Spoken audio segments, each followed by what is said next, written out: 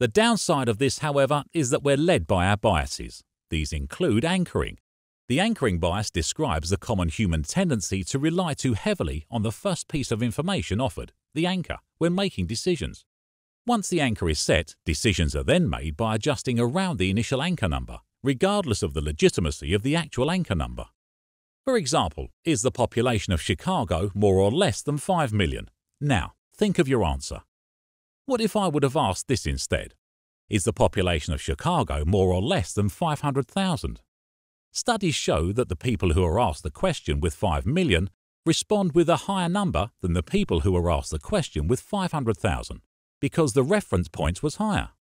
Companies exploit this bias as a persuasion technique by initially putting a higher price on items and then offering them at a so-called reduced rate. This new price now looks like a bargain because our anchor has been set at a higher price. Availability. This is where we rely on information which is recent and personal, rather than exploring all options. Road traffic police have used this bias to their advantage by persuading people to drive slower by simplifying feedback with a smiley or frowning face on a big roadside screen, depending on the speed of the driver. Loss aversion. We strongly prefer avoiding losses than making gains, doubly so in fact. This is the reason companies often give away their products, free samples, etc. So the consumer won't want to lose it when they have to make a purchasing decision. Framing. Basically, the way a situation is phrased can have an effect on people's thinking. For example, it's been proven that when people are asked if they want to opt out of organ donation, there's a much higher consent than when they are asked if they want to opt in. Social pressures.